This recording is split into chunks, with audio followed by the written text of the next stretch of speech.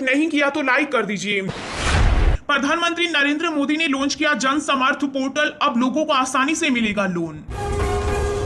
167 रुपए रोज कमाने वाला माना जाएगा अत्यंत गरीब, वर्ल्ड बैंक ने बनाया नया मानक। विश्व हिंदू परिषद ने कहा हिंदू देवी देवताओं पर अभद्र टिप्पणी करने वालों पर भी लागू हो इस निंदा कानून। पीएम मोदी ने जारी की सिक्कों की खास सीरीज, बोले अमृतकाल के लक्ष्यों की दिलाएंगे याद और राष्ट्र के विकास में योगदान करने के लिए करेंगे प्रेरित। देश में करेंसी पर नहीं बदलेगी महात्मा गांधी की तस्वीर, आरबीआई ने खबर को बताया गलत। सेना की बढ़ेगी ताकत, रक्षा मंत्रालय ने 76,390 करोड़ की हथियार खरीद को दी मंजूरी। पंजाब पुलिस के हाथ लगी बड़ी कामयाबी, सिद्धू मूसेवाला मर्डर में हरियाणा से एक और गैंगस्टर को किया गिरफ्तार। बॉलीवुड अभिनेता सलमान खान को मिली हत्या की धमकी, लेटर में लिखा सिद्धू मूसेवाला जैसा करेंगे हाल। समय से पहले भारत ने पूरा किया 10% ब्लेंड फ्यूल का लक्ष्य, अब नहीं देना होगा 2 रुपए प्रति लीटर का पॉल्यूशन टैक्स। भारत के गेहूं निर्यात पर प्रतिबंध लगाने से अंतर्राष्ट्रीय बाजार में कीमतों में आया उबाल। आधार नंबरों से बड़े पैमाने पर छेड़छाड़ के बाद एक्शन में यूआईडीएआई, लगभग 100 एफआईआर पर लिया संज्ञान। 800 करोड़ की अघोषित विदेशी संपत्ति के मामले में अनिल अंबानी के खिलाफ ब्लैक मनी एक्ट ऑर्डर का आदेश। कुतुब मीनार स्थित मस्जिद में नमाज पर लगी रहेगी रोक, हाईकोर्ट ने जल्द सुनवाई से किया इनकार। विश्व के 27 देशों में मंकी पॉक्स वायरस के 780 मामलों की हुई पुष्टि, डब्ल्यूएचओ ने बताए रोकने के उपाय। धमकी मिलने के बाद महाराष्ट्र सरकार ने सलमान खान और उनके पिता सलीम खान की बढ़ाई सुरक्षा। जम्मू कश्मीर के उपराज्यपाल मनोज सिन्हा बोले सुरक्षा बलों को भड़काने की हताशा में आतंकवादी निर्दोष नागरिकों पर कर रहे हैं हमला।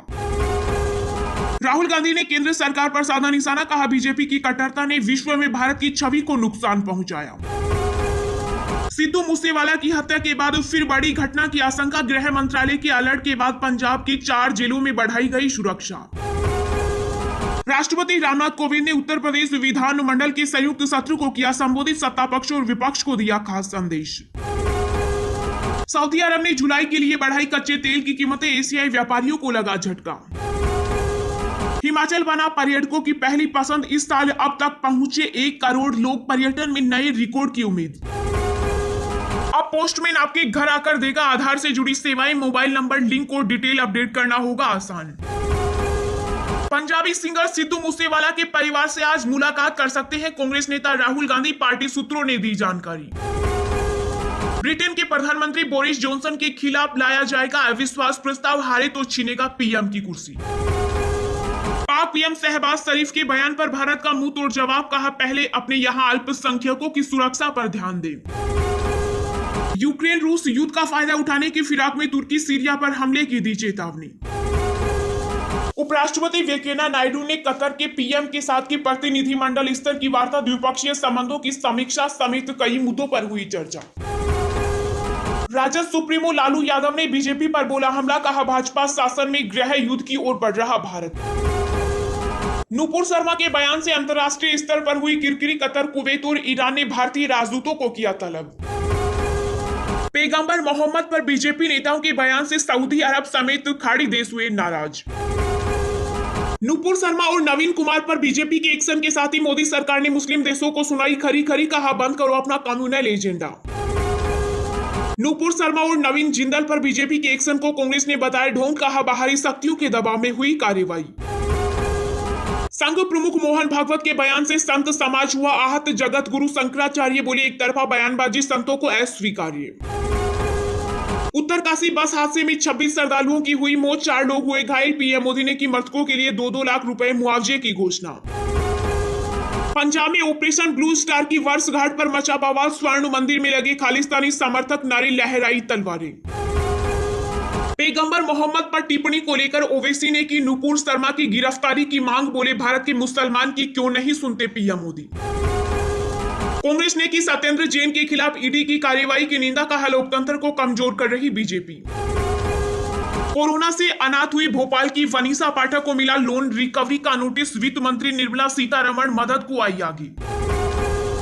आप सांसद संजय सिंह ने प्रधानमंत्री पर साधा निशाना, बोले पीएम मोदी की वजह से भारत को दुनिया में शर्मिंदा होना पड़ा।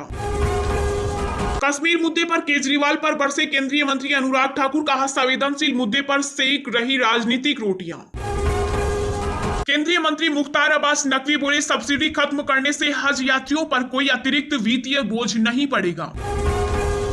पश्चिम बंगाल कैबिनेट ने प्रस्ताव को दी मंजूरी, अब गवर्नर की जगह सीएम ममता बनर्जी होगी विश्वविद्यालयों की कुलपति। महाराष्ट्र में एनसीपी नेता नवाब मलिक ने राज्यसभा चुनाव में मांगी वोटिंग की अनुमति, दाखिल की याचिका।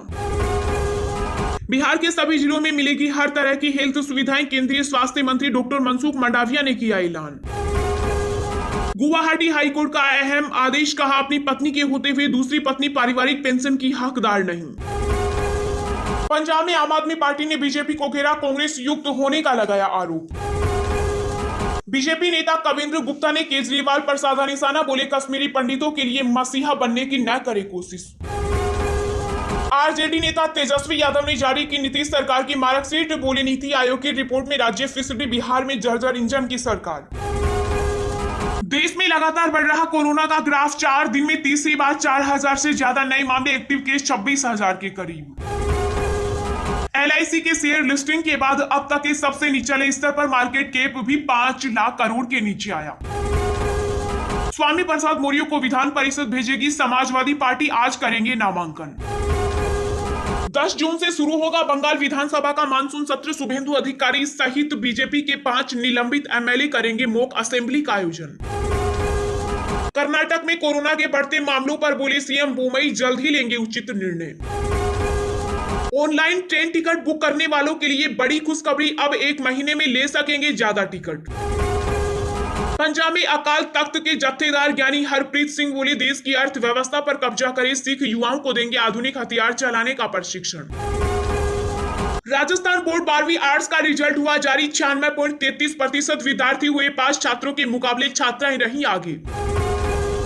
नया स्मार्टफोन लॉन्च करने की तैयारी में ओप्पो, 5G टेक्नोलॉजी के साथ मिलेगा 48 मेगापिक्सल का कैमरा। चलिए अब जानते हैं जो आम आदमी के काम की और फायदेमंद खबरें हैं उनको विस्तार से। पर इससे पहले अभी तक आपने इस वीडियो को लाइक नहीं किया तो लाइक कर दीजिए।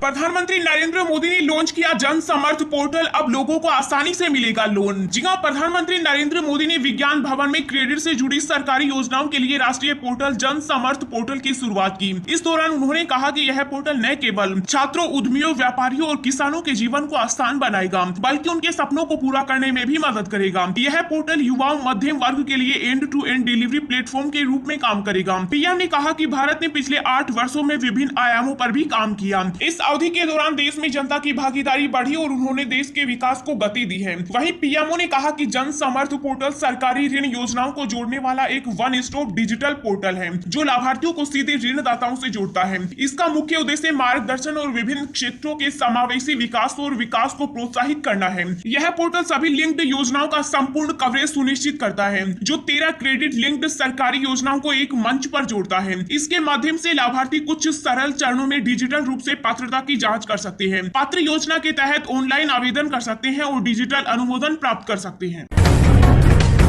अब पोस्टमैन आपके घर आकर देगा आधार से जुड़ी सेवाएं, मोबाइल नंबर, लिंक और डिटेल अपडेट करना होगा आसान। जी हां, आपके घर स्पीड पोस्ट लेकर आने वाला डाकिया अब आधार से जुड़ी सेवाएं भी देगा। UIDAI India post payment bank के 48,000 डाकियों को देश के सबसे दूर दराज के इलाकों में घर घर जाने के लिए ट्रेनिंग दे रहा है। डाकियों को लोगों के घर जाकर मोबाइल नंबर के साथ आधार लिंक करने, डिटेल अपडेट करने और बच्चों के पंजीकरण की ट्रेनिंग दी गई है। प्लान के दूसरे भाग में सभी 1,05,000 पोस्टल अफसरों को कवर किया जाएगा। प्लान को सुचारू तौर पर शुरू करने के लिए यूआईडीआई डाकियों को जरूरी डिजिटल मदद जैसे डेस्कटॉप या लैपटॉप बेस्ड आधार किट देगा, जिससे वे आधार कार्ड धारकों की जरूरी डिटेल्स को अपडेट कर सकें। रिपोर्ट के मुताबिक अब तक अथॉरिटी ने आईपीपीबी पोस्टमैन के साथ टैबलेट और बच्चों के पंजीकरण के लिए मोबाइल बेस्ड किट का इस्तेमाल करके पायलट चलाया है। इसके बाद वे अब इसका इस्तेमाल करके उन्हें लैपटॉप या डेस्कटॉप की मदद से आधार डिटेल अपडेट करने में भी मदद करेंगे। डाकियों के अलावा यूआईडीआई की योजना इलेक्ट्रॉनिक्स और सूचना प्रौद्योगिकी मंत्रालय के कॉमन सर्विस सेंटर के साथ मौजूदा समय में काम कर रही है। करीब 13,000 बैंक कर्मचारियों को शामिल करना है। इसके अलावा देश के 755 जिलों में आधार सेवा केंद्र खोलने की भी है।